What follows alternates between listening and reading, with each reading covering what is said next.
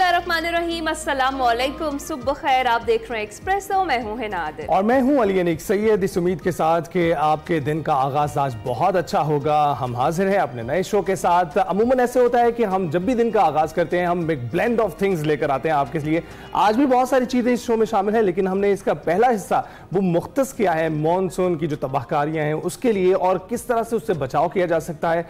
इसके अलावा जो प्लानिंग का फुकदान है, जिस तरीके से हर एंगल से हम इसको कवर करने की कोशिश करेंगे और महफूज रहा जा सकता है, आप अपनी फैमिली को महफूज रख सकते हैं और मुल्क में जो तरक्याती काम है वो किए जा सकते हैं, उनको आज मौजूद बहस बनाएंगे। और हम शामिल करेंगे अपने इस शो में ना सिर्फ माहिर माहौलियात बल्कि इसके साथ साथ माहिर आबी वसाइल और इसके साथ साथ वबाई अमराज के माहिर भी शामिल करेंगे जो बचाव से तदाबीर भी देंगे। जी हाँ, तो अगर बात कर लेते हैं मानसून की, तो मुल्क के कई में मानसून बारिशें लोगों के लिए ढेर मुश्किलात का बायस बन चुकी हैं। बेशतर इलाकों में मूसलाधार बारिश, नदी नालों में तग़यानी का खदशा पैदा हो गया है और NDMA ने 25 जुलाई तक मुल्क के मुख्तलिफ हिस्सों में मानसून बारिशों के बायस मुमकिना खतरात से खबरदार भी कर दिया और शिमाली इलाकों में शदीद बारिशों के बायस लैंड स्लाइडिंग और ग्लेशियाई झीलों के फटने से सैलाब का खदशा भी जाहिर किया जा रहा है। मुल्क भर में बारिशों के बायस अगर बात करें, 26 जून से अब तक 245 अफराद जहां बाक हुए हैं, 602 जख्मी हो चुके हैं, कई जगह पर लैंड स्लाइडिंग भी होने का खदशा है, काफ़ी लोग लापता भी हैं अभी। दूसरी जानिब इस्लामाबाद के बरसाती नाले में कार समेत बहने वाले बाप बेटी नहीं मिल सके। उधर बाबूसर टॉप की बात करें तो वहाँ भी वादी में सैलाब के चौथे दिन रेस्क्यू ऑपरेशन जारी है। जाम बहक होने वाले सयाहों की लाशें आबाई इलाकों को रवाना कर दी गई। इंतहाई अफसोसनाक सूरत हाल बन चुकी है इस मानसून के चौथे स्पेल के बाद से। तर्जुमान गिलगित बल्तिस्तान हुकूमत के मुताबिक बाबूसर में जाम बहक होने वाले लोधरा की डॉक्टर मिशाल, उनके देवर और दीगर की लाशें शाहराह कराकरम के रास्ते आबाई इलाकों को रवाना कर दी गई हैं। और दूसरी जानिब अगर हम बात करें तो वज़ीर आज़म ने बारिशों और सैलाब से मुतासरा इलाकों में रेस्क्यू ऑपरेशन को मजीद बढ़ाने की हिदायत की है और वज़ीर आज़म शहबाज शरीफ ने चीफ सेक्रेटरी गिलगित बल्तिस्तान को हिदायत की और उन्होंने कहा कि जो मुसाफिर फंसे हुए हैं उन्हें रहाइश, खुराक समेत हर मुमकिन सहूलत फराहम की जाए। आने वाले स्पेल्स के लिए NDMA से समेत मुतालिका जो इदारे हैं वो मिलकर लाहे अमल बनाए। वज़ीर आज़म का मुल्क में बारिशों और सैलाब से होने वाले ये जो जानी और माली नुकसान है इस पर इज़हार अफसोस उन्होंने किया और उन्होंने हादसात और सैलाब में जाम बहक होने वालों की बुलंदी दर्जात की दुआ की। और उधर सेनेट कायमा कमेटी मौसमियाती तब्दीली के इजलास में चेयरपर्सन शेरी रहमान की गुफ्तगू थी और उन्होंने ये कहा कि ये कुदरती आफात नहीं है, ये क्लाइमेट चेंज है और बदकिस्मती से पाकिस्तान का इसमें पहला नंबर है और हर चीज़ को कुदरती आफत कहकर बरियो जिम्मा नहीं हो सकते। अब हम मुल्क में अर्ली वार्निंग सिस्टम मौजूद नहीं है, 1912 के मॉडल से लोगों को वार्निंग्स दी जा रही हैं। ये तमाम तर सूरत हाल है जो बनी हुई है मानसून के चौथे स्पेल के बाद से खुसूसी तौर पर, और इस पर हमने बात की। बिल्कुल, और इस पर बात करने से पहले आते चलें कि जो हम अपने शो में शामिल करेंगे उसमें एक चीज़ और भी शामिल करेंगे कि किस तरह से आप अपने घरों की तामीर करवाएं ताकि ऐसी सूरत हाल से बचा जा सके। तो हम आगाज करते हैं सबसे पहले DG महकमा मौसमियात से। माहिर साहबजाद खान साहब इस वक्त हमारे साथ मौजूद है। बहुत शुक्रिया साहबजाद साहब, आपने हमें ज्वाइन किया। कैसे हैं आप? खैरियत है, आप सुनाएं कैसी तबीयत है? बिल्कुल ठीक ठाक। अच्छा, सबसे पहले तो मौसम की सूरत हाल हमें बता दें कि क्या हालात वाक़यात रहेंगे, इस वक्त कौन सा स्पेल जारी है, कब तक ये जारी रहेंगे? ये देखें, ये मानसून का चौथा स्पेल है। पहला स्पेल बल्कि मानसून का था ना वो जून में ही आ गया था, इस दफा मानसून अर्ली थी, तो ये चौथा स्पेल है और ये कल तक है। लेकिन इसके बाद सिलसिला ये खत्म नहीं हो रहा, एक दिन का वक्फा होगा या 36 घंटे का वक्फा होगा, उसके बाद दोबारा सिलसिला शुरू हो जाएगा और दोबारा जो पांचवा सिलसिला जो शुरू होगा उसमें इससे भी ज्यादा बारिशें लग रही हैं।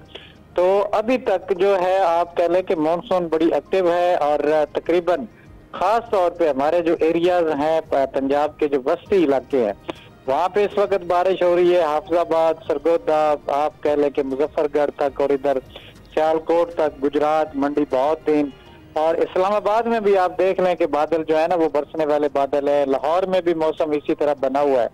तो ये सिलसिला जो है अभी तक कोई इसमें कमी नहीं आ रही।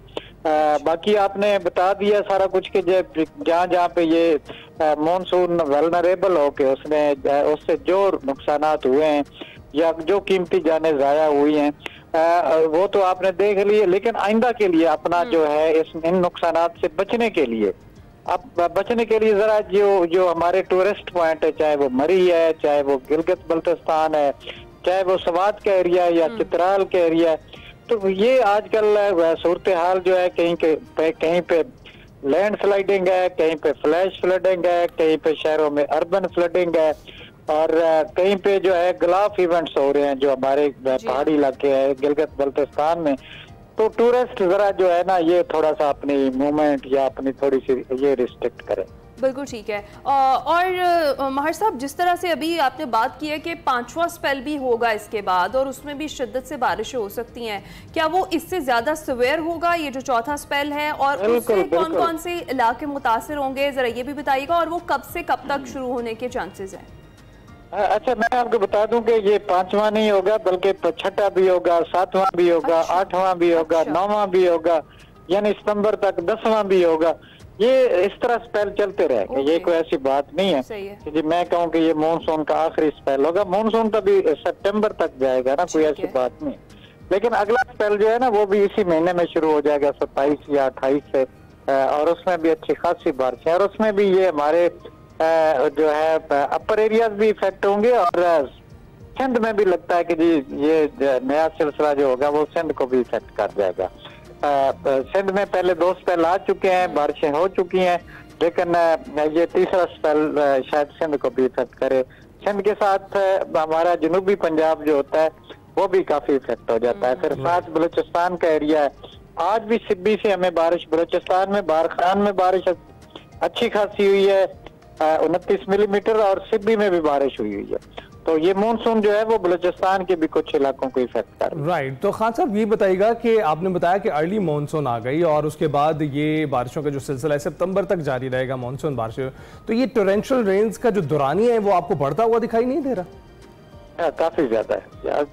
मैं वही बात पे आ जाते हैं ना कि जी ये दौरानिया भी बढ़ता जा रहा है और शिद्दत में भी इजाफा हो रहा है, यानी थोड़े वक्त में ज्यादा बारिश हो रही है। फिर उसके साथ नॉर्मली ये होता था कि जब मानसून शुरू हो जाता था तो ये गरज चमक जो थी ना वो थम जाती है, लेकिन अब ये जो भी सिलसिला आता है उसमें कहीं कहीं गरज चमक का भी होता है, जिससे भी वो दूसरे नुकसानात भी हो रहे हैं। तो ये है कि जी जो सिलसिले हैं मानसून के वो काफी ज्यादा खतरनाक बन रहे हैं। अभी अगर कश्मीर की तरफ ये कुछ सिलसिला निकलेगा ना तो हमारे दरियाओं में भी तो गर्मी का खदशा है, तो उसके लिए भी हमने एजेंसीज को अलर्ट किया हुआ है, जो भी हमारे स्टेक होल्डर्स हैं। तो वो इंशाल्लाह अपने हुकूमत अपनी कोशिश पूरी कर रही है कि किस तरह लोगों की जानो माल की हिफाजत की जाए। सही है। और माहिर साहब इसके साथ साथ ये बताइएगा टेम्परेचर गेन कितना होगा, और जिस तरह से हमने देखा कि चिल्लास जैसे इलाके में रिकॉर्ड टूटे हैं इस बार, तो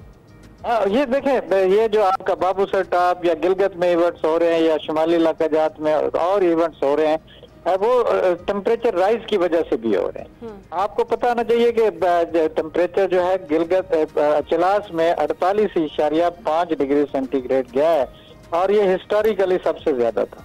इसी तरह एक स्टेशन बुंजी है, ये दोनों स्टेशन फुटेल ऑफ द हिमालयाज है, वहाँ पे इन टेम्परेचर की वजह से भी जो गलाफ इवेंट्स हुए हैं वो यानी आपने देखा होगा कि गिलगित के नजदीक एक दनेर जगह है, वहाँ पे नाले में बहुत ज्यादा पानी है और खतरनाक सूरत हाल की आपने देखी होगी, वहाँ पे भी तो गाड़ियां फंस गई या लोग पे जो है उनके घरों का नुकसान हुआ है। तो ये टेम्परेचर राइज होने की वजह से वहाँ पे जो है ना वो ज्यादा स्नो मेल्टिंग और बहुत बड़े तोदे आके गिरते हैं बर्फ के, और साथ जो भी पत्थर भी भारी पत्थर भी आके गिरते हैं और उससे काफी नुकसान हुआ है। राइट। खान साहब बहुत बहुत शुक्रिया हमसे गुफ्तगू करने के लिए। डीजी महकमा मौसमियात माहिर साहबजाद हमसे गुफ्तगू कर रहे हैं। शामिल करेंगे माहिर माहौलियात को, डॉक्टर ज़ैनब नईम हमारे साथ मौजूद हैं। डॉक्टर साहब बहुत बहुत शुक्रिया हमें ज्वाइन करने के लिए, कैसे हैं आप? जी अल्हम्दुलिल्लाह। डॉक्टर साहब इस वक्त बताइएगा कि जो मौसमियाती तगय्युरात हैं उसमें आप क्या मेजर तब्दीली देख रही हैं, खासकर मानसून का ये जो दौरानिया है हमें ये बढ़ता हुआ दिखाई दे रहा है। हम महकमा मौसमियात के जो डीजी हैं उनसे भी यही बात कर रहे थे कि अर्ली मानसून आ गया और ये एक्सटेंडेड है सितंबर तक, तो क्या ये यूजुअल है या ये बड़ी तब्दीली है? जी, सबसे पहली बात तो इस साल जो सबसे ज्यादा अनयूजुअल चीज हुई है वो ये कि बे ऑफ बंगाल से जो मॉनसून का ऑनसेट हुआ है वो बहुत अर्ली हुआ है। यूजुअली ये जुलाई मिड के बाद होता है और इस दफा पहले शुरू हो गया, तो और स्पेल्स भी बढ़ गए हैं। दूसरी बात ये कि अब वो आम बारिशें नहीं हो रही, अब क्लाउड बर्स्ट बहुत कॉमन हो गए हैं, क्लाउड बर्स्ट होना शुरू हो गए। तीसरी बात ये कि अगर हम देखें कुछ महीने पहले तो हमारे नॉर्थ में जो है टेम्परेचर वो बहुत शिद्दत इख्तियार कर गया था। गिलगित साइड पे हीट वेव और ड्राई स्पेल रहा, जिसकी वजह से जो ऊपर बर्फ है वो भी स्पीड अप हो गई और ग्लेशियर लेक आउटबर्स्ट फ्लड्स का जो ऑनसेट है वो भी हो गया। तो ये सारे फैक्टर्स जो है, ये क्लाइमेट चेंज है जो दुनिया में हो रहा है, और Pakistan being a developing country इससे बहुत ज्यादा मुतासर हो रहा है, क्योंकि हमारे वसाइल उस तरह से नहीं है कि अगर अमेरिका में सैलाब आता है वो तो ओवरकम कर जाते हैं, बट हमारे वहाँ इतने वसाइल नहीं कि हम उससे ओवरकम कर सके। और एक अहम बात है इसमें हमारी, ये तो फैक्टर है, लेकिन there is also mis planning and mis governance, जिसकी वजह से डिजास्टर की नौयत जरा ज्यादा बढ़ गई। अच्छा, तो ज़ैनब साहिबा क्या वजह है, कौन सी कोताहियां हैं जो आड़े आ रही हैं? जिस तरह से अभी हमने जिक्र किया, शरी रहमान साहिबा भी यही बात करी थी, उन्होंने कहा कि ये कुदरती आफात नहीं है, मजीद अब इससे कुदरती आफात कह के बरी ज़िम्मा हम नहीं हो सकती, ये डेफिनेटली क्लाइमेट चेंज है और पाकिस्तान इससे बहुत ज़्यादा मुतासिर हो रहा है। तो यहाँ पर तो अर्ली वार्निंग सिस्टम भी मौजूद नहीं है, वही 1912 वाला सिस्टम है जिसके ज़रिए अवाम को अलर्ट किया जाता है। तो आपको क्या लगता है कहाँ कहाँ कोताहियाँ हैं और कहाँ कहाँ जो है तस्हीह की जानी चाहिए? जी, मैं बिल्कुल इंडोर्स करूंगी सेनेटर साहिबा को, वो सही कह रही हैं कि हमें बरी ज़मान नहीं हो जाना चाहिए, ये नेचुरल नहीं है। क्लाइमेट चेंज है ही ह्यूमन इम्पैक्ट की वजह से, इंसानों की जो है इंडस्ट्रियलाइजेशन के प्रोसेसेस की वजह से एमिशंस होती हैं, गैसेस होती हैं जो सूरज की शॉ को ज्यादा ट्रैप करती हैं। दूसरी बात ये, अगर मैं नॉर्थ से स्टार्ट करूं, देखिए पहाड़ हैं जहां पे जंगलात जो हैं वो एज अ बैरियर एक्ट करते हैं, जो सैलाबी रेले पहाड़ों से आते हैं, अगर वहां क्लाउड बस्ट हो, हमने जंगलात काट दिए। दूसरी बात ये कि शहरों में अब देखिए सारे सैलाब आपकी जो नौयत है वो अब दरियाई सैलाब नहीं है जो 2010-11 में था, अब जो है वो क्लाउड बर्स्ट की वजह से शहर तबाह हो रहे हैं, बड़ी बड़ी पॉश हाउसिंग सोसाइटीज तबाह हो रही हैं, क्योंकि हाउसिंग सोसाइटीज एक तो वो नालों के, दरियाओं के, नदियों के रास्तों में उन्होंने कंस्ट्रक्शन कर दी है, और दूसरी बात ये कि उन्होंने अगर कंस्ट्रक्शन की भी है तो दरियाओं की गुजरगाहों के लिए कोई उन्होंने रास्ता अंडरग्राउंड भी नहीं छोड़ा, सोसाइटीज सिस्टम ही नहीं बनाया, उन्होंने पता नहीं एनवायरमेंट मैनेजमेंट प्लान ही नहीं बनाया कि अगर आप एक सोसाइटी बनाने के लिए तख्त पड़ी जंगल जैसे जंगलात काट रहे हैं तो उसके ऑल्टरनेट पे क्या आप उतना जंगल खड़ा कर सकेंगे, क्योंकि आप तो कार्बन सिंक खत्म कर रहे हैं। फिर तीसरी सबसे अहम बात कि वेस्ट मैनेजमेंट सिस्टम ही कोई नहीं है, वही सोसाइटी का वेस्ट सारा इकट्ठा होता है और उसी दरिया में गिर जाता है, जो दरिया आगे जाके आपके एग्रीकल्चर को फीड करता है, आपके बाकी वाटर सोर्सेस को फीड करता है, जैसे कि सोवा की मैं बात कर रही हूँ, जैसे कि कोरंग है, जैसे के और दरिया हैं, आपके पोटोहा रीजन में कभी ऐसे सैलाब नहीं आते।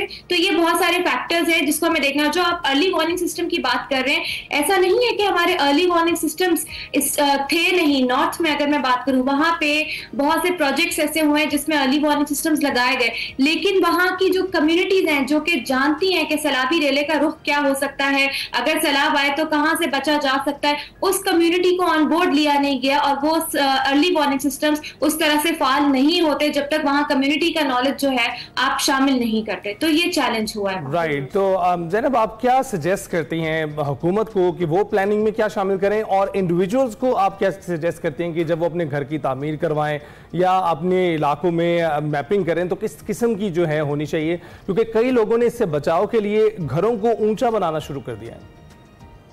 देखिए, घरों को ऊंचा बना लेना इज नॉट अ सोल्यूशन। जहां तक हुकूमत की बात है तो सबसे पहले तो हमें रियल एस्टेट सेक्टर और कंस्ट्रक्शन इंडस्ट्री को ऑन बोर्ड लेना होगा, और जो नई हाउसिंग सोसाइटीज बन रही हैं उनको एनओसी इशू करने से पहले वहां के ड्रेनेज प्लान्स और ये देखना होगा कि क्या रेवेन्यू रिकॉर्ड के मुताबिक उन्होंने दरियाओं के रास्तों में और गुजरगाहों पे तो नहीं कंस्ट्रक्शन कर दी या वहां पे तो नहीं कर रहे। ये सारी चीजें आपको ना सोसाइटी बनने से पहले देखनी होती। लेकिन अभी जो सोसाइटी बन चुकी है उनसे ड्रेनेज प्लान्स जो हैं उनके लिए जाएं कि जो दरिया के ऊपर बनी है वहां से दरिया के रास्ते के लिए आपने क्या प्लान जो है वो डेवलप किया, ताकि ये अगले साल हम ये डिजास्टर ना भुगतें। As far as individuals are concern, देखिए हुकूमत के पास वसाइल इतने नहीं है और आप अनरियलिस्टिकली एक्सपेक्ट ना करें कि डिजास्टर है हुकूमत सब कुछ ठीक कर दे, ऐसा नहीं होता। तो एज एन इंडिविजुअल आपको चाहिए कि जब आपको वार्निंग दी जाती है कि नॉर्थ में जाने से गुरेज करें, वहां ग्लॉफ होगा, या आप जो है ये स्पिलवेज खुलने लगे हैं किसी डैम के, वहां पे जाने से गुरेज करें, तो आपको सुननी चाहिए, वो आपकी अपनी जान बचाने के लिए जरूरी होती है। हुकूमत की वार्निंग्स को लें और इस मौसम में नॉर्थ में जाने से गुरेज करें, एटलीस्ट जब तक मॉनसून सीजन है। बिल्कुल ठीक है। अच्छा ज़ैनब, आपने ये तो बताया कि एज एन इंडिविजुअल इस तरह की जो एडवाइजरीज हैं उन पर फोकस करना चाहिए, और अपना जो माहौल हम खुद ही ख़राब कर रहे हैं। आपने कहा कि सब कुछ गवर्नमेंट ने नहीं करना, हमने खुद भी करना है। और जो ये बरसाती नाले हैं, इनमें जो गार्बेज फेंकने का एक सिस्टम शुरू किया हुआ है वो हमने खुद से ही शुरू किया हुआ है, और उसके बाद फिर उसमें जो वेस्ट डाला जाता है वो भी हमारी तरफ से डाला जाता है। और फिर जब इस तरह के कोई हैवी स्पेल्स आते हैं तो पानी ओवरफ्लो कर जाता है और बाद में फिर तकलीफ हमें ही सहनी पड़ती है। इस पर आप क्या कहेंगी? इनफिरादी तौर पे हमारी कुछ मॉरल ऑब्लिगेशन है कि हमें, जैसे काफी अरसे से कैंपेन्स चल रही हैं, प्लास्टिक को रिड्यूस करें, प्लास्टिक वेस्ट है उसको रिड्यूस करें, और आप ना प्लास्टिक के बैग ना फेंक। ये बचपन से चीजें सिखाई जाती हैं, हमारे स्कूल्स में एजुकेशन दी जाती है। लेकिन मसला ये है कि हम मॉरली जो है हमें शायद बहुत डिग्रेड हो चुके हैं कि हम ये चीजें कंसिडर नहीं करते, और हम इसीलिए तरक्की याफ्ता ममालिक में हमारा शुमार भी नहीं होता। तो ये जरूरी है कि हर इंसान रियलाइज करे पानी के जखीरा करना कोई मुश्किल नहीं है। आप छतों पे पानी जमा कर सकते हैं, आप पौधे दरख्त लगाएं, अपने घरों में ग्रीन स्पेसेस लगाएं, अपनी कम्युनिटी में ग्रीन स्पेसेस लगाएं। वहां जो कचरा होता है उसको इकट्ठा करने के लिए कम्युनिटी लेवल पे आप इकदाम कर सकते हैं। ऐसा कुछ नहीं है कि सब कुछ हुकूमत ही करेगी और आप कुछ नहीं करेंगे। तो एज एन इंडिविजुअल आपकी बहुत बड़ी रिस्पॉन्सिबिलिटी है। दूसरी बात ये कि जहां हुकूमत आपके काम करती है, क्रिटिसाइज जहां करना बनता है वहां जरूर करें, लेकिन जहां सपोर्ट देनी बनती है वहां सपोर्ट दें। ऐसे मामला में खास तौर पे जब डिजास्टर आपके सर पे है तो उस वक्त आप अपनी गवर्नमेंट को ज्यादा सपोर्ट दें, ताकि इस तरह से वार्निंग्स पे सुन के अपने इर्द गिर्द के माहौल को साफ रखें, ताकि आपकी हुकूमत के लिए आसानी हो, आपकी जान बचाने के लिए और इंफ्रास्ट्रक्चर को बचाने के लिए जो कदम आप ये देख रहे हैं ना कि हुकूमत आवाम के लिए कोई आसानी पैदा नहीं कर रही है, और जो अर्बन प्लानिंग है उसकी वजह से भी बहुत पानी खड़ा हो रहा है और सालों साल से खड़ा है। यानी अभी तो मॉनसून के स्पेल्स में शिद्दत आ रही है, उनका दौरानिया बढ़ रहा है, लेकिन जब नहीं था ऐसे तब से कुछ सड़कें हैं जो ज़ेरे आब रहती हैं, वो मुस्तकिल तौर पर ज़ेरे आब हैं। तो आप उसके हवाले से हुकूमत से क्या कहेंगे? जी बिल्कुल, हमारे मुल्क में अर्बन प्लानिंग जैसा कॉन्सेप्ट एग्जिस्ट ही नहीं करता। अर्बन प्लानिंग नहीं है ही नहीं। और जहां तक देखें बिल्डिंग कोड्स भी मौजूद हैं, बिल्डिंग कोड्स का निफाज उस तरह से नहीं होता। और देखें अभी मैं एक बात बताऊं, दूसरे अच्छे जो तरक्की याफ्ता ममालिक हैं वहां पे फाइन्स होते हैं, हैवी फाइन्स होते हैं जब कुछ आपने इन्फोर्स करना होता है। तो यहाँ पे वो मैकेनिज्म नहीं, इन्फोर्समेंट मैकेनिज्म की कमी है। फिर हमारी पॉलिसीज बहुत अच्छी बनी हुई है लेकिन उनका इत्तलाक ही नहीं होता। लोकल गवर्नेंस सिस्टम एस्टैब्लिश नहीं है, तो जाहिर है जिलाई सतह पे इस वक्त जरूरी है, जिलाई सतह पे आप किस तरह से जो है क्लाइमेट एक्शन लेते हैं वो मैकेनिज्म नहीं है, और अकाउंटेबिलिटी ही नहीं है कि आप पूछ सके कि भाई ये फंड आए, ये किधर गए, ये कैसे लगे। तो मेरे ख्याल से यहाँ पे हम लोग थोड़ी मार खा रहे हैं, और अभी भी टाइम है कि हम इस चीज को इन्फोर्समेंट को मैकेनिज्म तो कितना जरूरी है, क्योंकि हमने तो शहर बसाने थे, हमने कंक्रीट के जंगल बना दिए और उसके बाद सफर कर रहे हैं हम खुद ही। कितना जरूरी है जो अर्बनाइजेशन के लिए प्लानिंग है वो कितनी ज्यादा जरूरी है, और वक्त की कितनी अहम जरूरत है? देखिए इस वक्त ना ये सर्वाइवल का मसला है, ये सर्वाइवल की जंग है। अगर आप कर लेंगे तो आप सर्वाइव कर जाएंगे, अगर आप नहीं करेंगे तो आपके हालात और बुरे हो जाएंगे, क्योंकि आप जान चुके हैं ये कि सैलाबों की वजह से अगर इसी तरह सैलाब आते रहे, कहत पड़ते रहे, हीट वेव्स आते रहे और आपकी अर्बन प्लानिंग नहीं हुई, आपने अपने शहरों को इस गर्मी की शिद्दत के हवाले से रिजिलियंट ना बनाया, तो आपकी इकोनॉमिक डेवलपमेंट नहीं हो सकती। तो अगर आप माशी तौर पर स्ट्रांग होना चाहते हैं तो इस वक्त जरूरी है कि आप अपनी क्लाइमेट स्मार्ट प्लानिंग को इंटीग्रेट करें और ये सारी चीजें लागू करें, जो कि दुनिया में हम रिपोर्ट भी कर रहे होते हैं, मुख्तलिफ हमारी कमिटमेंट्स होती है। तो उसके लिए जरूरी है कि सिर्फ पेपर पे रिपोर्टिंग नहीं हो, उसके लिए जरूरी है कि आप अपना इम्पैक्ट मैयर करें। क्या 2022 के सैलाब के बाद हमने कुछ सीखा, या क्या इस साल के सैलाबों के बाद हमने कुछ इंप्रूव किया? अपना मुहासबा इस वक्त ज्यादा जरूरी है। बिल्कुल। तो ज़ैनब आप क्या सजेस्ट करेंगी एक आम आदमी को, एक आम शहरी को, कि वो अपने इर्द गिर्द माहौल को बेहतर करने के लिए क्या करें?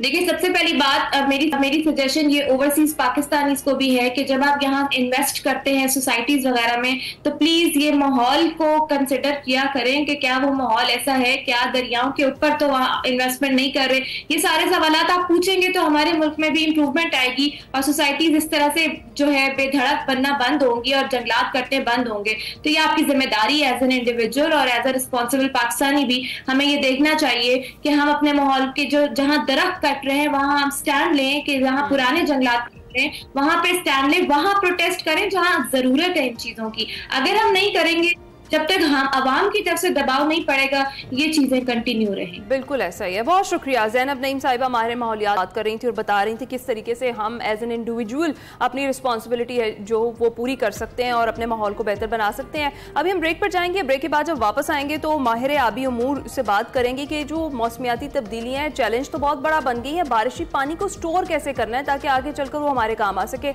इस पर बात करेंगे इस ब्रेक के बाद।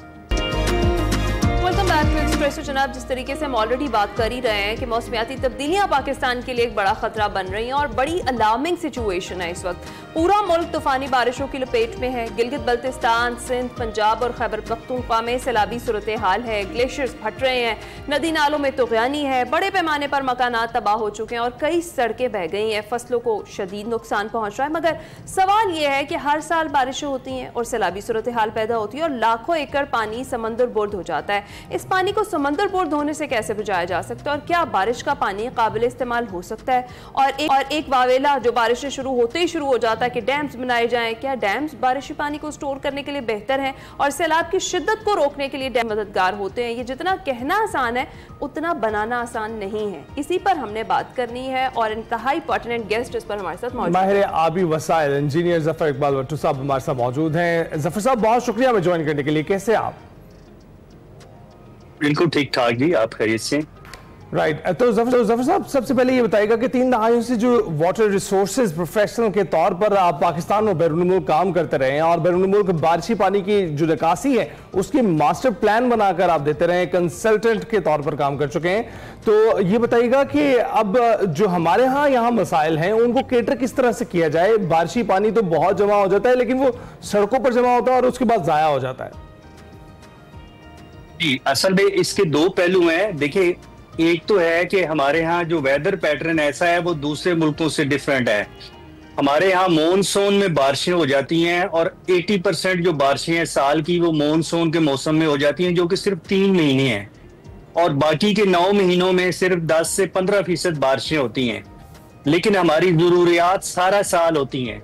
तो इसका मतलब है कि there is a gap between demand and supply, और डिमांड एंड सप्लाई के गैप को फिल करने के लिए स्टोरेज ही चाहिए होती है। तो लार्ज स्केल पे हम बात करें तो लार्ज स्केल पे तो वी नीड स्टोरेजेस। अगर मुल्की सतह पे बात करें, सूबाई सतह पे बात करें, बड़े छोटे डैम, हर तरह की स्टोरेजेस हमें चाहिए। जो शहरों में अर्बन फ्लडिंग हो रही है या बारिश का पानी कंट्रोल नहीं हो रहा, इसकी प्लानिंग थोड़ी डिफरेंट है। ये अर्बन स्टॉर्म वाटर ड्रेनेज के इश्यूज हैं और ये इश्यूज बहुत सी हमारी अपनी वजह से आते हैं। जो प्लानिंग सही नहीं होती, जो पानी के नेचुरल जो रूट्स हैं, ड्रेनेज रूट्स हैं, पुराने जो बरसाती नाले होते हैं, एक तो उनमें इंक्रोचमेंट्स हो जाती हैं। फिर हमारा जो सॉलिड वेस्ट है हम सारा उसमें फेंक रहे होते हैं, इंडस्ट्रियल वेस्ट जा रहा होता है। तो इस वजह से जो पानी की एक तो कुदरती जो गुजरगाहें हैं वो तंग हो जाती हैं। दूसरा, जो हमारी आबादी के बढ़ने से जो हम सारा कंक्रीट का एक जंगल बिछा रहे हैं, हमने हर जगह को पुख्ता कर दिया है, सड़कें बना दी हैं असफाल्ट की और कंक्रीट की पार्किंग लॉट्स बना दी हैं, पूरे शहर को हमने कंक्रीट कर दिया है। तो इससे भी ये होता है कि जो पहले बारिश का पानी जमीन के अंदर चला जाता था अब वो भी नहीं जाता, बल्कि वो कंक्रीट के ऊपर बह के एक सैलाब की शक्ल अख्तियार कर लेता है, जिसकी वजह से बहुत सी ऐसी जगह जहाँ पे पहले अर्बन फ्लडिंग नहीं होती थी वहां पे भी अर्बन फ्लडिंग हो जाती है। और ऑफ कोर्स तीसरा जो है वो एक मौसमियाती तब्दीली का भी अमल दखल है। लेकिन इस शहरों में जो है ज्यादा इशू प्लानिंग के हैं और उसके प्लान बाद जो है हमारे रिस्पॉन्स के हैं। क्योंकि ये देखिए, हर साल जो मॉनसून में हम अर्बन फ्लडिंग फेस करते हैं शहरों में, कराची और लाहौर जैसे बड़े शहरों में भी अर्बन फ्लडिंग हो जाती है। तो इसके हल हैं और दुनिया ने इसके हल बड़े आसान तरीके से और बड़े कम वक्त में निकाले हुए हैं और बड़े अरसे से निकाले हुए हैं। तो हमें उस पे भी जाना चाहिए, जिसमें ग्राउंड वाटर रिचार्ज भी है, जिसमें इसका सरफेस वाटर का रीयूज भी है, रिसाइकल भी है। तो सर ग्राउंड वाटर रिचार्ज फिर कैसे किया जाए, क्योंकि जिस तरह से अभी आपने लाहौर का ही जिक्र किया, तो लाहौर शहर जो है इसका पानी दरिया रावी से पूरा होता है और इंडिया से पानी आता नहीं है, तो दिन ब दिन जो पानी का लेवल है वो कम होता जा रहा है। यही सूरत हाल रहती है तो दीगर शहरों जैसी यहाँ पर भी सूरत हाल बन सकती है। ऐसे में वही सवाल मेरा है कि ज़मीन जो है उसे रिचार्ज कैसे किया जाए। और एक 2015 में बारिशी पानी को महफूज बनाने के लिए आपकी तहरीर थी, वो हर साल ही वायरल हो जाती है, लेकिन काम करना उस पर कितना जरूरी है ये बताइए। देखिए, दो है, इसके भी दो पहलू हैं। एक तो है बड़े स्केल पे रिचार्ज, जो कि दरिया रावी से ही होता था और दरिया रावी अब खुश्क हो गया है, तो उसका अल्टरनेट हमें सोचना चाहिए। और उसके लिए मैंने रबर डैम की एक तहरीर लिखी थी। ये एक पुराना कंसेप्ट है, इस पे पाकिस्तान के महकमों ने भी बहुत काम किया हुआ है। फिजिबिलिटी स्टडी भी बन चुकी है कि दरिया रावी के ऊपर 1, 2 या 3 रबर डैम बना के पानी को यहाँ पे ठहराया जाए और उसको सीड कराया जाए। ये तो एक बड़े स्केल पे सोल्यूशन है, लेकिन इसके साथ साथ जो एक छोटे स्केल पे सोल्यूशन है वो रिचार्ज वेल्स या पानी चूस कुओं का है। और ये बड़ा एक दिलचस्प कंसेप्ट है, क्योंकि रबर डैम के लिए तो आपको पूरे शहर से बारिशी पानी इकट्ठा करके रावी तक ले जाना पड़ेगा, जिसके लिए पूरा बहुत बड़ा सिस्टम चाहिए। और वो सिस्टम भी ऐसा हो कि जिसमें सीवरेज का या केमिकल का पानी मिक्स ना हो। लेकिन पानी चूस कुआं जो है, ये जिसे हम रिचार्ज वेल कहते हैं, ये इसलिए आज से इंटरवेंशन है कि एक छोटी सी इंटरवेंशन है, लोकलाइज है और बड़ी आसानी से बगैर किसी बड़ी इंजीनियरिंग के हो सकती है। और इस पे Pakistan council for research in water resources PCRWR के बहुत सी रिसर्च है, और जो मैंने भी तहरीर लिखी थी वो भी एक तजर्बाती प्रोजेक्ट था।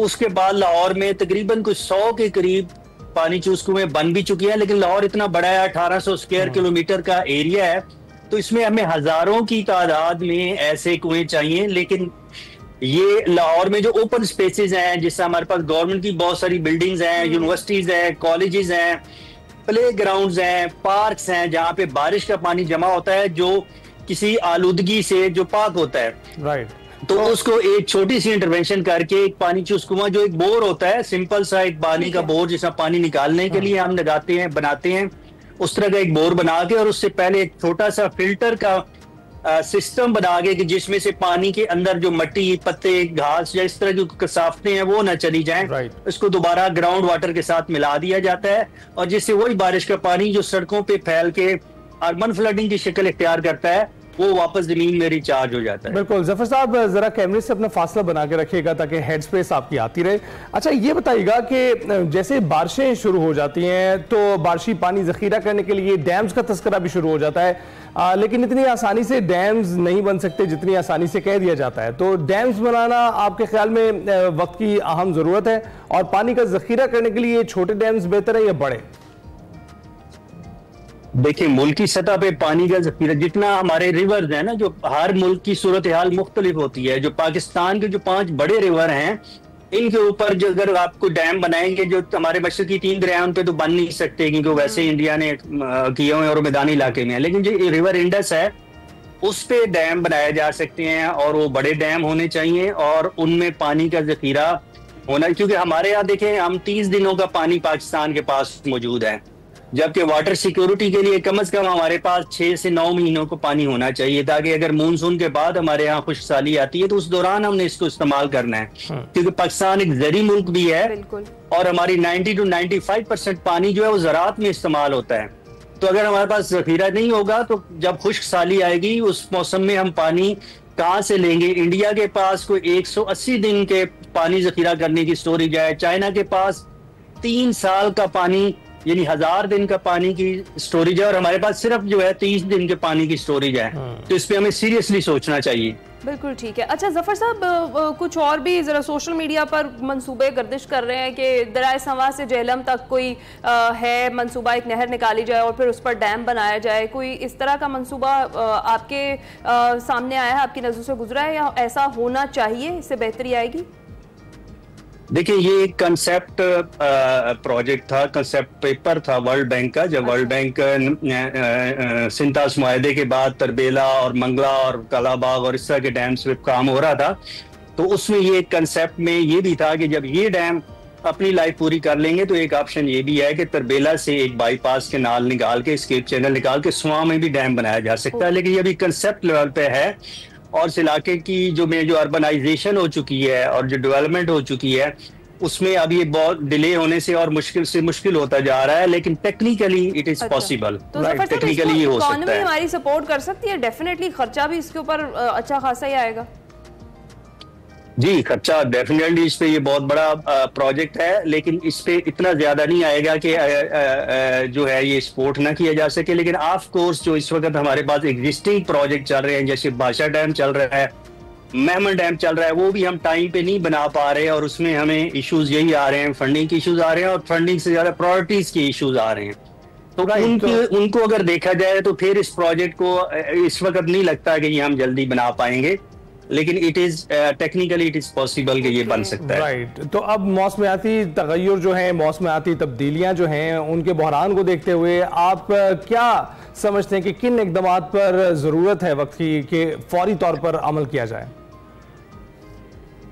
देखिए, पहाड़ी इलाकों में या हमारे नॉर्दर्न एरियाज में जो कुछ हो रहा है उसमें मौसमियाती तब्दीलियों के साथ साथ हमने जो जंगलात की कटाई की है और सफाया कर दिया है पहाड़ी चोटियों से दरख्तों का, उसका बहुत बड़ा अमल दखल है। जो लैंडस्लाइड्स हो रही हैं और ज्यादा मड फ्लोज हो रहे हैं, तो ये एक बहुत बड़ा फैक्टर है। इस पे हमें सोचना चाहिए और दोबारा जंगलात कैसे उगाए जा सकते हैं और काटने को कैसे रोका जा सकता है, ये हम फौरी तौर पे स्टार्ट कर सकते हैं। जो शहरी इलाके हैं, शहरी इलाकों में जैसे हमने हाउसिंग सोसाइटीज का जाल बिछा दिया है बगैर किसी प्लानिंग के पंजाब के सारे एरियाज में, तो वो भी एक बहुत बड़ा फैक्टर है कि जो दरियाओं के नेचुरल कुदरती पानी के रास्ते हैं, बारिशी पानी के, उनको हमने बंद कर दिया है। तो अर्बन फ्लडिंग या ये जो हम रोड इंफ्रास्ट्रक्चर की बात करते हैं कि तबाह हो रहा है, जब हम रोड बनाएंगे ही ऐसे कि वो पानी के रास्तों को बंद कर रहा होगा, तो वो अल्टीमेटली जब पानी आएगा तो वो तबाह ही होना है। तो इसलिए हमें लैंड जोनिंग करनी चाहिए प्रॉपर। रिवर्स के फ्लड प्लेन ऑलरेडी जो बड़े रिवर्स हैं उनके मार्क किए गए हैं, छोटे नालों को भी फ्लड प्लेन मार्क करके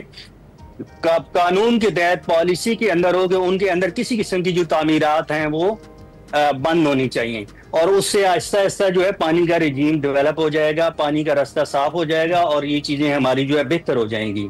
बिल्कुल ठीक, बहुत शुक्रिया ज़फ़र इकबाल वट्टू साहब, माहिर आबी अमूर हमारे साथ मौजूद थे और इंतहाई बेहतरीन तरीके से उन्होंने बताया कि किस तरीके से जो बारिश का पानी है उसे स्टोर किया जाए ताकि इसके बाद जो मानसून के बाद खुश्क साली होती है उस वक्त हमें ये पानी जो है हम इस्तेमाल कर सकें। इसी के साथ हम जाएंगे एक ब्रेक पर, आप कहीं मत जाएगा। वेलकम बैक टू एक्सप्रेसो जी। जिस तरीके से हम आज बात ही पहले घंटे में मॉनसून के हैवी स्पेल्स पर कर रहे हैं और जिस तरीके से क्लाइमेट चेंज इफेक्ट किया है उस पर हम बात कर रहे हैं, तो एक अफसोसनाक वाकया जिसका हमने आगाज़ में भी जिक्र किया था कि बाप बेटी जो कार समेत नाले में बह गए, तो उस हवाले से क्या अपडेट्स है इस्लामाबाद में वो जान लेते हैं। हमारे नुमाइंदे जमील मिर्ज़ा हमारे साथ मौजूद है। जमील मिर्ज़ा साहब, अस्सलाम वालेकुम। ज़रा बताइएगा क्या तफसीलात हैं, क्या दोनों को अभी तक तलाश कर लिया गया है, गाड़ी तलाश कर ली गई है? जी देखें, अभी तक जो वो बदकिस्मत गाड़ी और वो बाप बेटी जो है तलाश नहीं हो सके। ये तीसरा दिन शुरू हो गया। ये मंगल की सुबह का वाकया है कि जब वो अपनी बेटी को एक बाप लेके अपनी गाड़ी में जा रहे तो वो एक बड़ा पानी का रेला आया जिसमें वो गाड़ी बह गई। तो मंगल और बुध के दिन जो है 2 दिन ये मुसलसल ऑपरेशन जारी रहने के बाद रात 12 बजे ये ऑपरेशन खत्म हुआ था, जिसका आगाज आज सुबह एक बार फिर कर दिया गया है। और इस वक्त रेस्क्यू 1122 TMDA और पाक फौज और दिग्गज जितने इदारे हैं, डिस्ट्रिक्ट एडमिनिस्ट्रेशन, ये तमाम गोताखोर पहुंचे हुए हैं। ये कोशिश कर रहे हैं, कश्तियां लाई गई हैं और दरिया सवां को एक बड़े एरिया के अंदर जो है वो सर्चिंग की जा रही है, देखा जा रहा है, खुदाई की जा रही है, कहीं गाड़ी नजर आ जाए, कहीं कोई उनकी बॉडी नजर आ जाए। लेकिन अभी तक की जो सूरत हाल है वो यही है कि वो कोशिश ही जारी है। वो जो इमदादी टीमें हैं, जो काम करने वाले लोग हैं, उनका कहना है कि हम अपनी पूरी कोशिश कर रहे हैं, मजीद एक्सपर्ट्स को भी बुला रहे हैं और इसका दरिया का जितना पार्ट है इसके हर एंगल को देख रहे हैं। इसके नीचे शायद कोई ऐसी गहराई है जहां पे वो गाड़ी जाकर फंस चुकी है या उसके ऊपर मिट्टी आ चुकी है। ये खुदाई से भी अभी तक सामने नहीं आ सकी सूरत हाल। इस ऑपरेशन को जारी रखने का फैसला किया गया है। आज जुमेरात है, आज तीसरा दिन है और आज सारा दिन ये ऑपरेशन जारी रहेगा और उसके बाद फिर किसी नतीजे पे पहुंचा जाएगा। हिकमत अमली चेंज की जाएगी, क्या किया जाएगा सरे-दस्त, इस हवाले से अभी कोई फैसला नहीं हो रहा। लेकिन तमाम जिम्मेदारान मौजूद हैं और वो कोशिश कर रहे हैं कि हम उस गाड़ी को तलाश कर। राइट, अच्छा ये बताइएगा जमील साहब, जो बम्पर और एक साइड मिरर मिला है, सिर्फ यही मिल पाए हैं क्या? वहां उसके इर्द गिर्द तलाश किया गया है? और आप इस वक्त खड़े हैं दरिया किनारे भी, अपने मकाम के हवाले से भी बताइएगा, और यहाँ पर जो पानी है उसकी सतह के हवाले से भी बताइएगा। जी, एक तो पानी बिल्कुल उतर चुका है, चूंकि बारिश जो है वो रात को फिर नहीं हुई, जिसकी वजह से रावलपिंडी इस्लामाबाद में दरियाई सवां, नाला लई और दीगर जो नाले हैं उनमें पानी की सतह मामूल के मुताबिक है। जहां तक आपने कहा बम्पर मिला है और वो शीशा, वो गलबन उसी गाड़ी का है, लेकिन वो गाड़ी नहीं मिल सकी, किसी और बड़ी गाड़ी का एक टायर मिला है। वो उन्होंने पहले सोचा कि शायद ये वही है, लेकिन वो जब उसका टायर देखा गया तो वो किसी बड़ी गाड़ी का टायर था। तो उसके बाद फिर एक और जगह पे खुदाई की गई, वहां पे जो टीम पहुंची उसने देखा, और रेस्क्यू 112 वाले भी वहां गए। उसके बाद जो डिजास्टर मैनेजमेंट वाले हैं वो भी वहां मौजूद थे, और डिस्ट्रिक्ट एडमिनिस्ट्रेशन के लोग थे। कार्रवाइयां भी जारी हैं, रेस्क्यू ऑपरेशन दोबारा से शुरू हो गया है। बहुत शुक्रिया जमील मिर्जा, आप हमें अपडेट कर रहे थे इस सूरत हाल के हवाले से। और अब आगे बढ़ते हैं। जिस तरह से हमने आपसे आगाज में जिक्र किया था कि मॉनसून जिस तरह से तबाही फैला रहा है, इसमें आपने खुद की हिफाजत कैसे करनी है, इस हवाले से भी हम आपको बताएंगे कि जो खतरनाक किस्म के वबाई अमराज हैं वो भी फैल जाते हैं मॉनसून आते ही, और जब पानी खड़ा होता है तो उसमें बहुत सारी बीमारियां जो है वो जन्म लेती हैं, और हमारे लिए वो तकलीफ का बायस आगे चलकर हो सकती है अगर हम वक्त पर उनका ख्याल नहीं रखते हैं। तो इस पर हमने बात करनी है। इस पर हमने बात करनी है। डॉक्टर राबेल ख्वाजा हमारे साथ मौजूद है, माहिर वबाई अमराज। डॉक्टर साहब बहुत शुक्रिया हमें ज्वाइन करने के लिए। कैसी हैं आप? वालेकुम अस्सलाम, मैं अल्हम्दुलिल्लाह ठीक हूँ, आप कैसे हैं? बिल्कुल ठीक ठाक। डॉक्टर साहब हम आफ्टर मैथ की बात करते हैं, क्योंकि हमने पहले प्लानिंग की बात कर ली, फिर मौजूदा हालात में जब बारिशें होती हैं पानी खड़ा हो जाता है उसकी बात कर ली।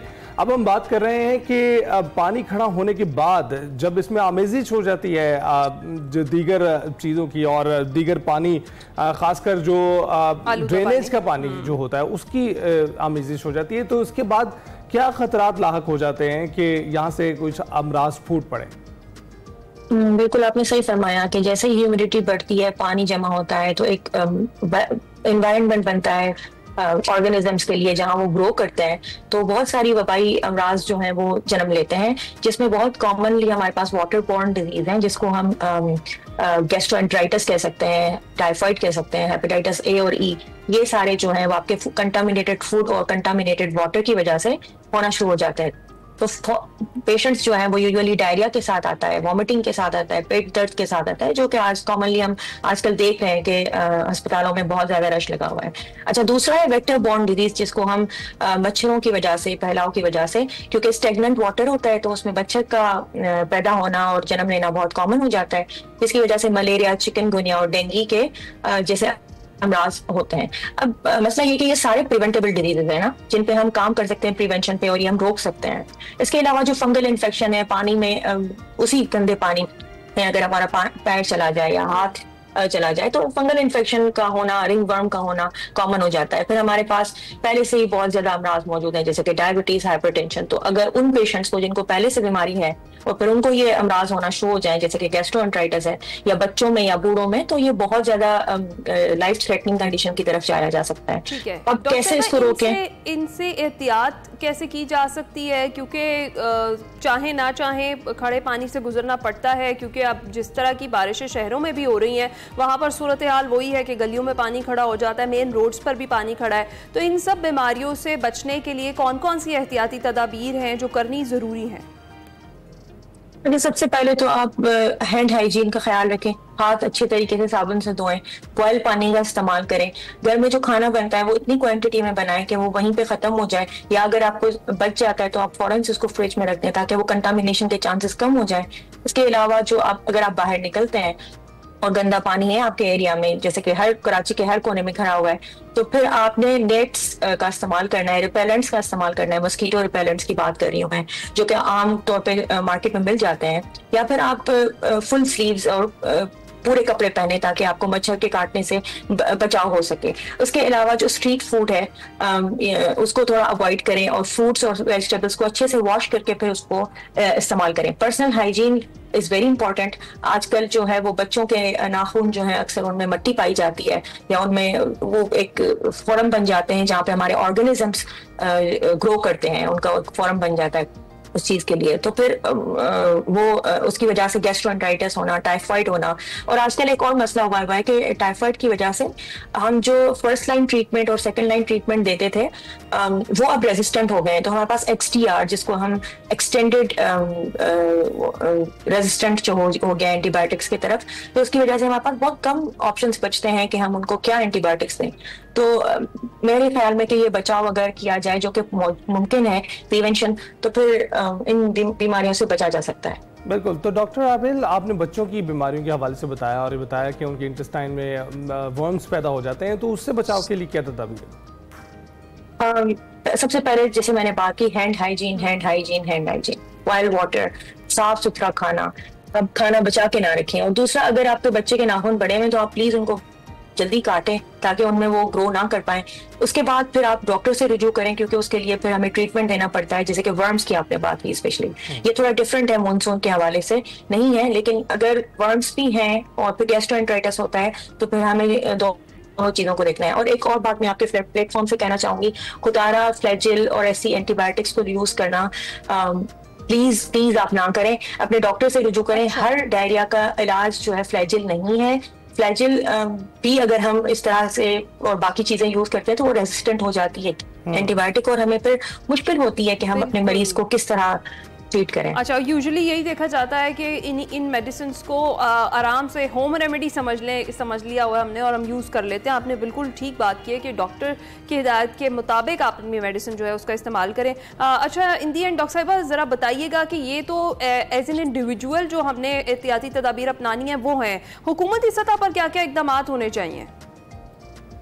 हुकूमती सतह पे देखें बहुत सारे इक़दाम होने चाहिए। अब मुझे इस पॉलिटिक्स में तो नहीं बात करनी, लेकिन ये कि एटलीस्ट जो स्टेगनेंट वाटर है और जो गटर का पानी हर जगह खड़ा हुआ है उस पर एटलीस्ट ऐसी जो एंटी मस्कीटो हैं, रिपेलेंट्स हैं और केमिकल्स हैं जो कि बहुत चीप मिलते हैं, आप उनको वहां पे डस्ट कर दें ताकि वो ग्रो ना कर सकें, वेक्टर बॉर्न डिजीजेस ना हो सकें, जैसे कि चिकनगुनिया। ये लाइफ थ्रेटनिंग हो जाती है, डेंगू, मलेरिया और चिकनगुनिया, तो बहुत ज्यादा प्रॉब्लम्स होना शुरू हो जाते हैं। लास्ट ईयर जो चिकनगुनिया के पेशेंट्स थे, आज तक वो अब जो आते हैं फॉलोअप पे, तो उनको आर्थराइटिस का मसला रहता है, उनके जॉइंट पेन का मसला रहता है, जनरलाइज वीकनेस रहती है। तो बहुत सारी ऐसी चीजें हैं जो after effects of chikungunya, dengue और मलेरिया रहते हैं।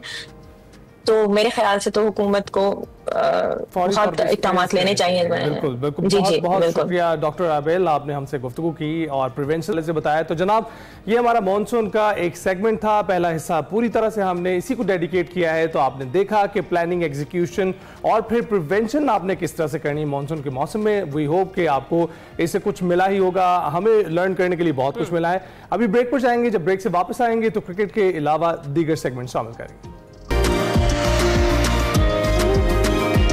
Welcome back. प्रोग्राम के दूसरे हिस्से में खुश आमदीद। खेल की बात करते हैं, क्रिकेट की बात करते हैं। तो क्रिकेट के सियासी खेल ने एशिया कप टूर्नामेंट को गैर यकीनी की दलदल में धकेल दिया है। बिलाखिर अच्छी खबर यह है कि भारत पाकिस्तान क्रिकेट बोर्ड के जो चेयरमैन है मोहसिन नकवी की ज़ेर सदारत ढाका में होने वाले एशियन क्रिकेट काउंसिल इजलास में शिरकत पर रजामंद हो गया है। और PCB के सरबराह मोहसिन नकवी की ज़ेर सदारत एशियन क्रिकेट काउंसिल का इजलास आज ढाका में होगा। भारतीय मीडिया के मुताबिक भारत एशियन क्रिकेट काउंसिल के इजलास में शिरकत करेगा और भारत वीडियो लिंक के जरिए ACC इजलास में शिरकत करेगा।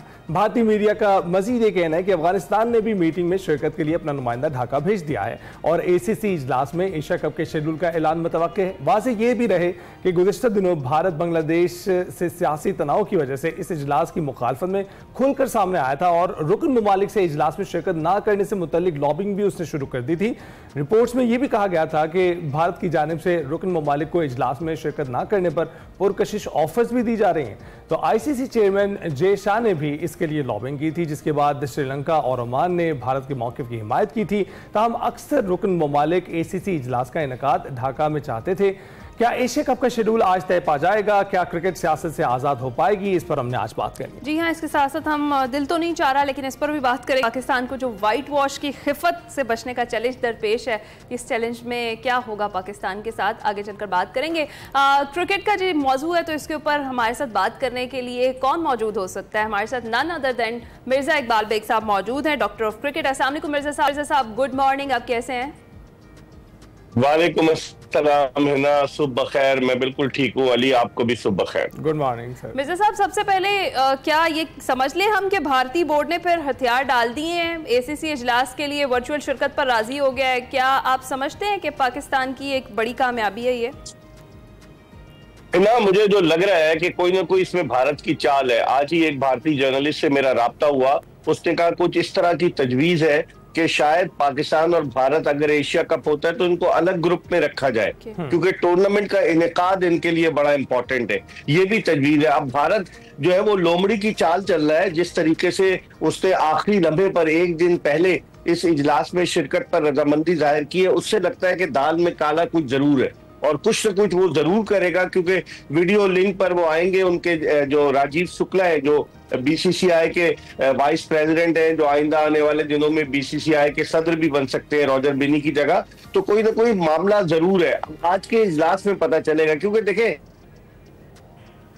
अगर लॉबिंग की बात की जाए तो 3 टेस्ट क्रिकेट खेलने वाले एशियाई ममालिक एक तरफ है, जिसमें भारत, श्रीलंका और अफगानिस्तान शामिल है, जबकि पाकिस्तान और बांग्लादेश एक तरफ है। तो इसमें उनकी रजामंदी जरूरी होगी, जो टेस्ट प्लेइंग नेशंस हैं। बाकी तो एसोसिएट ममालिक है एशियन क्रिकेट काउंसिल में।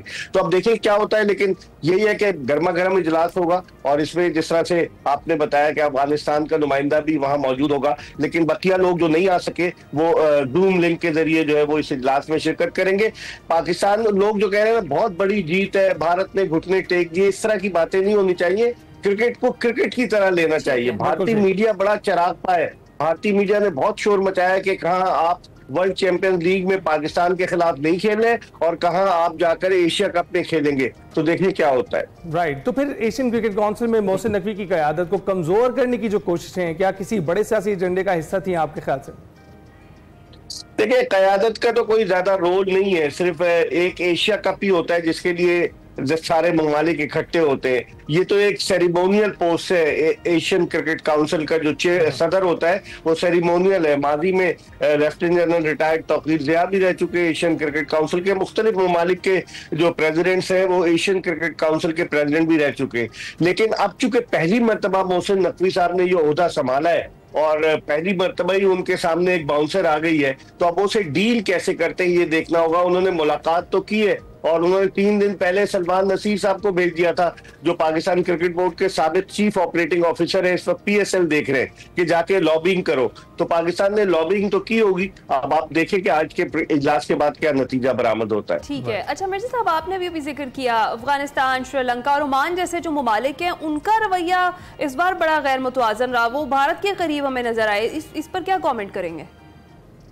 देखिए, कहते हैं ना सबसे बड़ा रुपया भैया, पैसे की चमक जो है वो उनको उस तरफ लेकर गई है और वो समझते हैं कि भारत उनके मफादात का तहफ्फुज करेगा। क्योंकि आपको पता है अफगानिस्तान ने तो डिक्लेयर कर दिया था कि भारत उनका होम ग्राउंड है। टेस्ट मैच वो भारत नहीं खेले, उनके पास अभी कोई इंटरनेशनल स्टैंडर्ड का मैदान नहीं है। और फिर ओमान भी उनके साथ हो गया। उसकी बुनियादी वजह यह है कि एशियाई ममालिक के जो एसोसिएट ममालिक है, बेशतर जगह पर भारतीय निजात बाशिंदे जो है वहां हेल्म ऑफ अफेयर्स पर है क्रिकेट के जो ज्यादातर जिनका ताल्लुक हिंदू कम्युनिटी से है या जिनके लिंक्स, जिनकी रूट्स जो है वो भारत में, तो वो वैसे भी इन्फ्लुएंस है। अब आप देखें ना, संजीव गुप्ता जो है वो बन गए आईसीसी के चीफ एग्जीक्यूटिव, उनका ताल्लुक भी भारत से, जय शाह का ताल्लुक भी भारत से, शेखर जो उनके मीडिया के डायरेक्टर है उनका ताल्लुक भी भारत से। तो सारे ही लोग, ये इंडियन क्रिकेट काउंसिल वहां है और यहाँ एशियन क्रिकेट काउंसिल को भी वो इंडियन क्रिकेट काउंसिल बनाना चाह रहे हैं। राइट। तो फिर क्या अब एसीसी का जो इजलास है उसमें आप एशिया कप के शेड्यूल का ऐलान होना जो है उसकी तवक्को कर रहे हैं?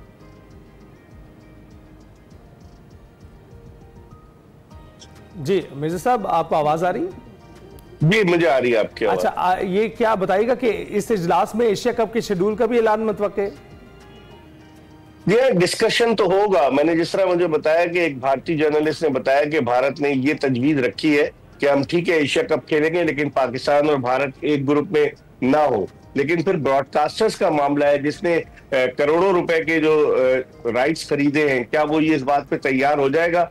आज एक्सपेक्टेड है, पहले कहा जा रहा था कि शायद सितंबर के पहले हफ्ते में, लेकिन अब ये कहा जा रहा है कि शायद अब सितंबर के दूसरे हफ्ते में एशिया कप हो। लेकिन अब सूरत हाल क्या बनती, क्या ग्रुप चेंज होते? पाकिस्तान के ग्रुप में भारत और एक और मुल्क, बिल्कुल है ना, इसमें तो चेंज होता हुआ देख रहे हैं, क्योंकि सोशल मीडिया पे भी बहुत ज्यादा चल रहा है कि पाकिस्तान और भारत का मैच नहीं होगा और 2 टीयर्स में होंगे, ये ग्रुप जो है वो चेंज हो जाएगा। बिल्कुल है ना, आपने सही कहा, ये इस तरह की इत्तलात है। मैंने जिस तरह आपको बताया कि आज सुबह एक भारतीय जर्नलिस्ट ने मुझे कंफर्म इत्तला दी कि नहीं जी, वो इस कंडीशन पे भारत जाएगा कि हमें पाकिस्तान के ग्रुप में ना रखा जाए। लेकिन असल मुकाबला तो पाकिस्तान और भारत का ही है ना एशिया कप में, और अगर ये मुकाबला नहीं होता तो ब्रॉडकास्टर्स को कितना माली नुकसान होगा, फिर जो टेलीविजन राइट्स है जिनके पास उनको कितना नुकसान होगा। तो एक बड़ी ट्रिकी सिचुएशन है। अब इसको डील कैसे किया जाता है आज के इजलास में ही देखना होगा। राइट तो मिर्जा साहब, हमने बाकी चीज़ों पर तो बात कर लिया, बात उस पर भी कर लेते हैं जिस पर बात करने को दिल नहीं चाह रहा। ये जो व्हाइट वॉश का अंदेशा है, आपको लगता है कम बैक कर पाएगी पाकिस्तान क्रिकेट टीम? अली, दिल तो चाहना चाहिए, क्योंकि हकीकत का इंसान अगर सामना नहीं करेगा तो क्या फायदा है ऐसे दिल का। आप बड़े दिल के साथ हकीकत का सामना करें। जिस तरह से बांग्लादेश ने हमें 2 T20 में हराया है, उसको देखते हुए बांग्लादेश जो है वो खासा फेवरेट है आज के मैच के लिए भी। अब पाकिस्तान तजर्बात करता है, क्या करता है, लेकिन पाकिस्तान की टीम ऐसी है, कम बैक कर सकती। लेकिन ये जो कॉम्बिनेशन बनाया हुआ है कोच माइक हैसन ने, जिसमें इतने सारे उसने ऑलराउंडर्स भर्ती कर दिए, इन ऑलराउंडर्स को देखते हुए लग यही रहा है, ना फास्ट बॉलर आपके पास कोई क्वालिटी के, उनके फास्ट बॉलर्स को देखे, मुस्तफिजुर रहमान, किस तरीके के फास्ट बॉलर है, तंजीम हसन। अब वो नाच जाने आंगन टेढ़ा वाली बात तो सुनी होगी ना आपने। आंगन टेढ़ा तो सलीम नासिर का बड़ा मशहूर ड्रामा था। लेकिन नाच न जाने आंगन टेढ़ा वाली बात है कि वो बजाय अपनी मायूस को इनकार कर देगी, कोई इसका जिम्मेदार ठहराए, वो जो है उस पर बात कर रहे हैं कि जी यार पिच सही नहीं थी। पिच तो दोनों टीमों के लिए थी ना, पाकिस्तान को अलग पिच पे थोड़ी खिलाया था, वो भी उसी पिच पर खेले। उसी पिच पे उन्होंने 7 विकेटों पे, वो 3 विकेटों पे स्कोर कर लिया, 7 विकेटों से जीत गए, 110 का टारगेट। दूसरे मैच में ठीक है, दोनों टीमें खेली, पाकिस्तान ने फाइट किया, इसमें कोई शक नहीं है। हैट्स ऑफ की पाकिस्तानी बैट्समैन, वरना 47 में 7 आउट होने के बाद कोई तवक्को नहीं कर रहा था।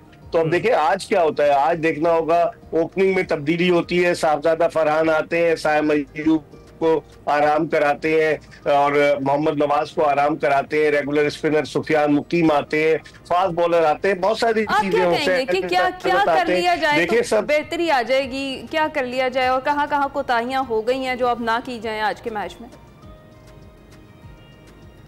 देखिए ना, वहाँ की जो पिचेज है, पाकिस्तान ये तवक्को कर रहा था कि वो स्पिन ट्रैक होंगे, इसलिए पाकिस्तान ने दोनों मैचेस में अपने स्पिनर्स को ज्यादा शामिल किया, लेकिन फास्ट बॉलर्स के लिए साजगार है। अब आपके पास फास्ट बॉलर्स भी तो कोई नहीं है। शाहीन आफरीदी को आप यहाँ छोड़ गए कि आराम करो, फिर आपके पास एक ही फास्ट बॉलर है अब्बास आफरीदी और 2 यंगस्टर्स हैं, सलमान जी, अहमद दानियाल। तो क्या प्लानिंग क्या करते हैं, हुसैन तलत को खिलाते हैं, कोई और फास्ट बॉलर इनके पास है कि नहीं है।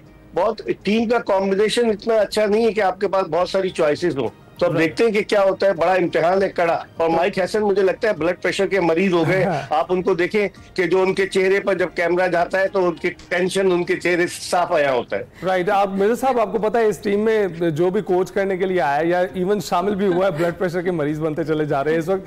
तो मिर्जा साहब, अभी जो हमारी जो बैटिंग लाइनअप है उसके बारे में क्या करेंगे? साइम से बहुत उम्मीदें थी पर हम देख रहे हैं परफॉर्म नहीं कर पा रहे।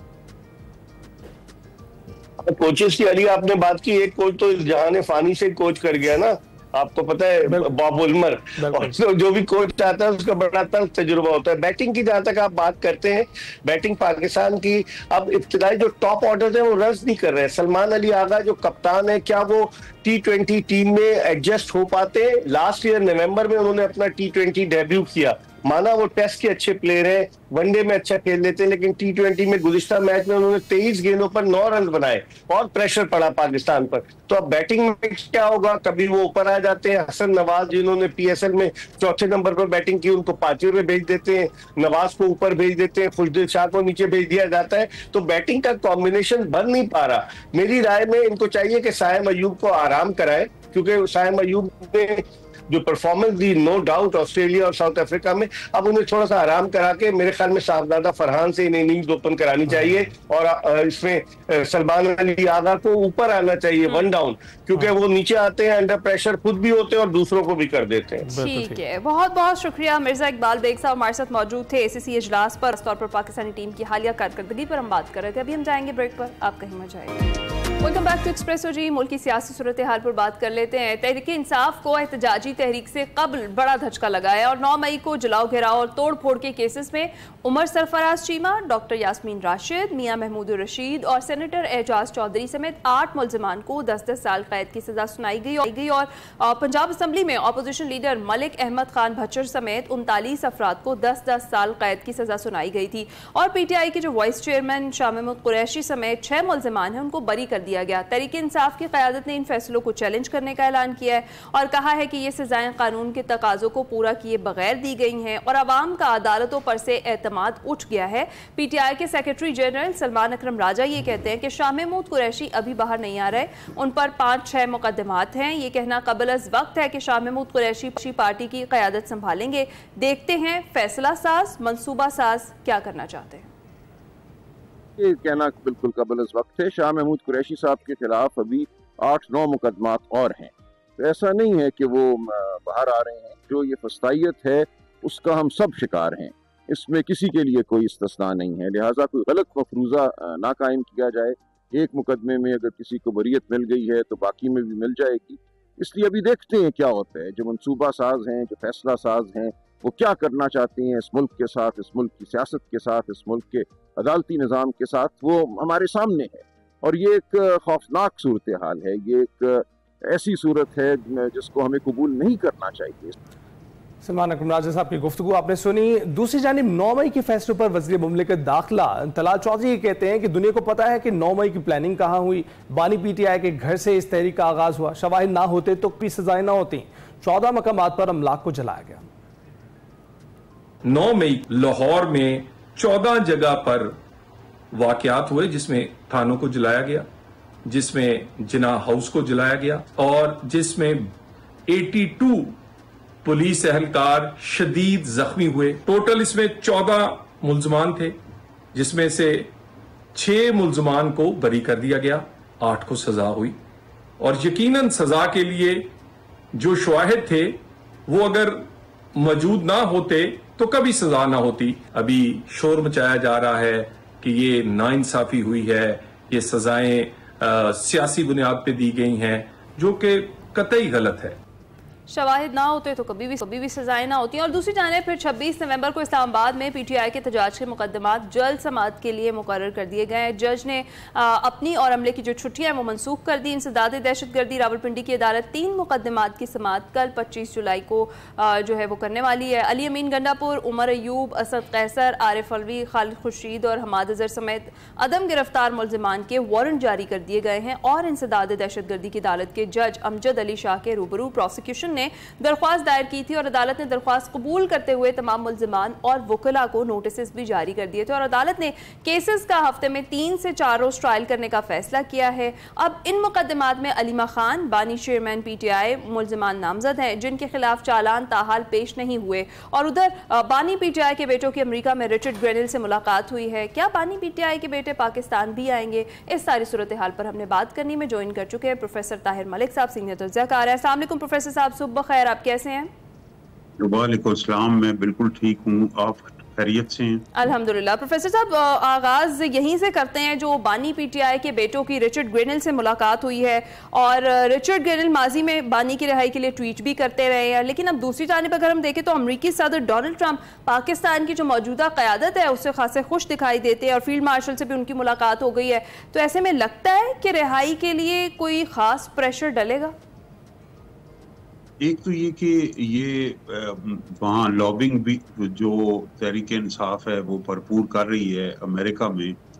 और जब ये नौमुंतखब अमरीकी सदर डोनाल्ड ट्रंप दौरान कैंपेन बड़ी यहाँ तहरीक इंसाफ से वाबस्ता लोगों में खुशगुमानियाँ थी, लेकिन उस वक्त भी मेरी राय ये थी कि फ़र्द से जुड़े जो मफादात और रियासत से जुड़े जो दूसरी रियासतों के मफादात होते हैं उनमें फ़र्क होता है। अब यहाँ इनफरादी सतह पे कोशिश हो रही है।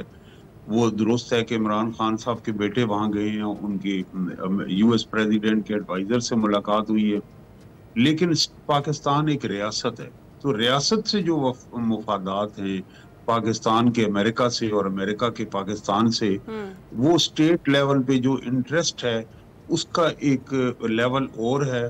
और वो मफादात जो हैं वो हमेशा से कौमों दूसरी कौमों को मुकद्दम होते हैं। तो यही वजह है कि दौरान जंग और फिर जो हमारे मौजूदा आर्मी चीफ हैं, फील्ड मार्शल हैं, वो जब गए हैं वहाँ तो ट्रंप उनका मुतअद्दिद बार ना सिर्फ जिक्र कर चुके हैं बल्कि पाकिस्तान की तारीफ में वाक़या है तो उनको वहाँ लंच पे मदऊ किया गया।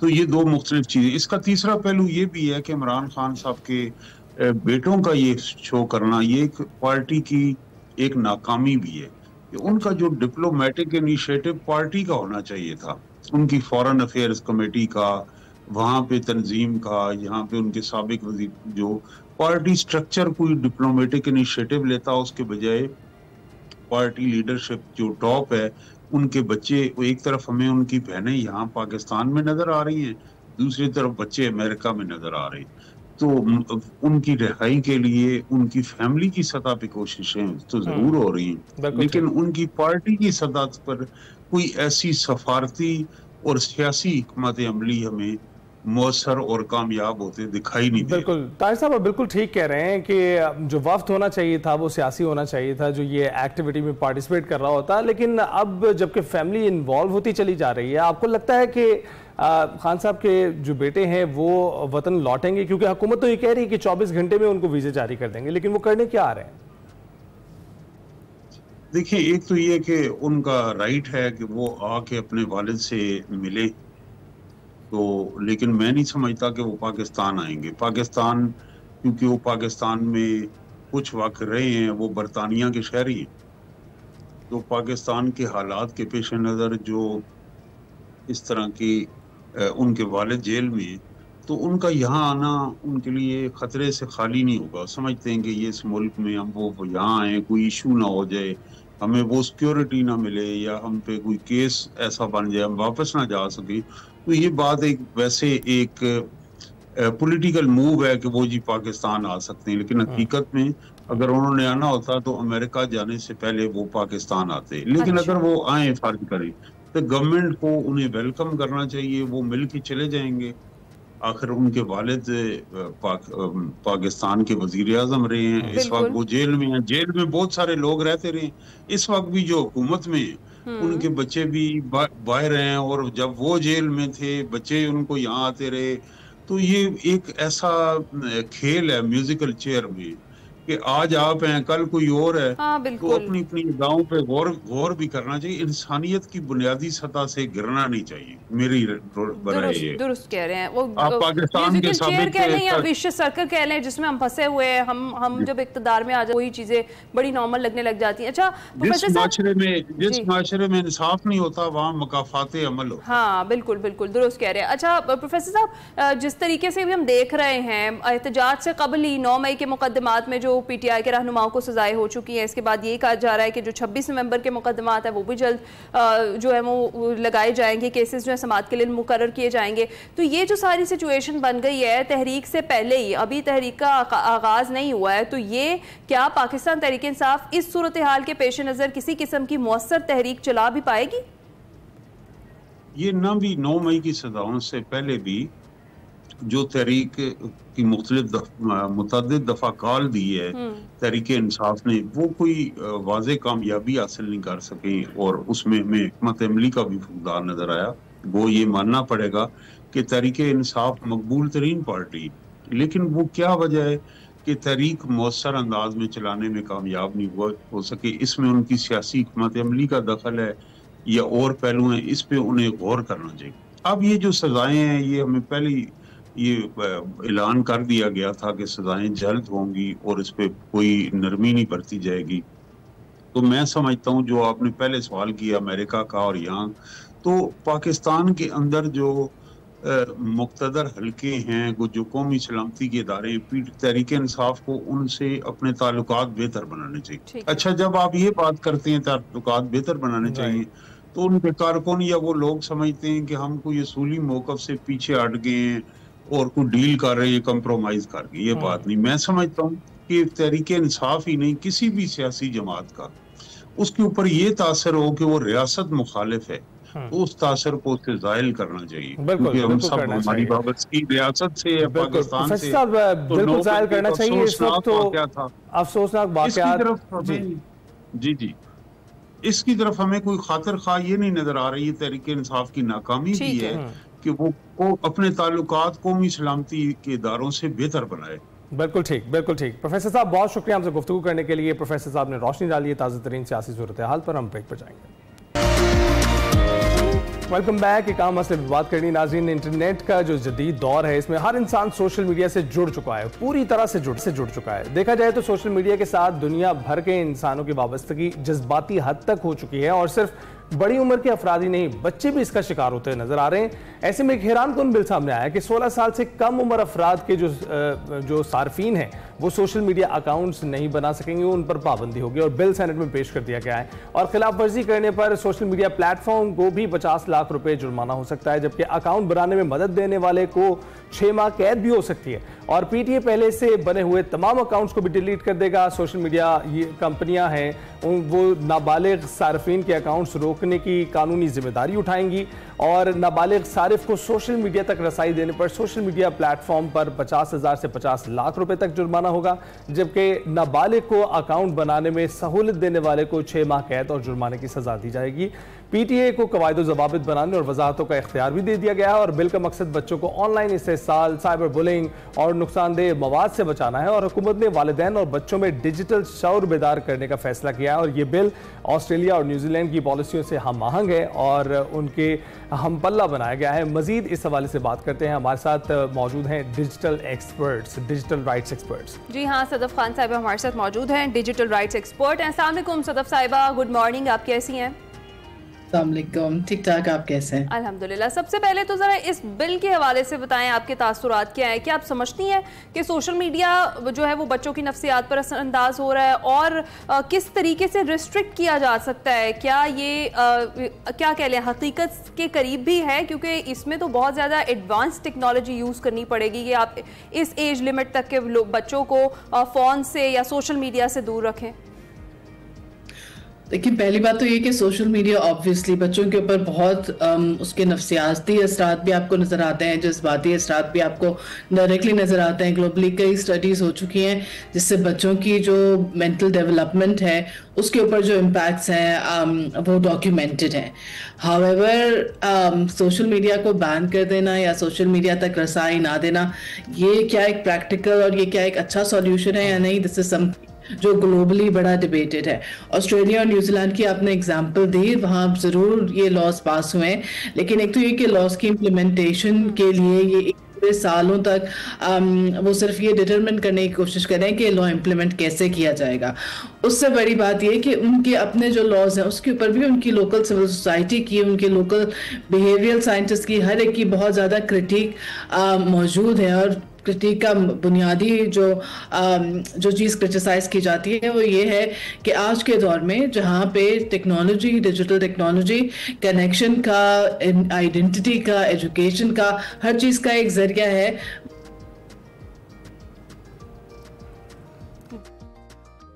सदफ, आपको हमारी आवाज़ आ रही? राब्ता मुनक़ता होता हुआ लग रहा है। दोबारा राब्ता बहाल करने की कोशिश करते हैं। डिजिटल राइट्स एक्सपर्ट हैं सदफ हमारे साथ मौजूद थी और अपनी राय दे रही थी कि इस वक्त वो क्या समझती हैं कि क्या पाबंदी आयद करना मुनासिब है। इस वक्त हमारे साथ मौजूद है। सदफ बताइएगा, कंटिन्यू कीजिएगा। जी बिल्कुल, तो मैं ये कह रही थी कि एक तो ये कि टेक्नोलॉजिकली भी ये बहुत ज़्यादा डिफ़िकल्ट एक चीज़ है, लेकिन उसके अलावा उसके जो ह्यूमन राइट्स इम्पैक्ट हैं वो भी कोई ज़्यादा अच्छे आपको नज़र नहीं आते।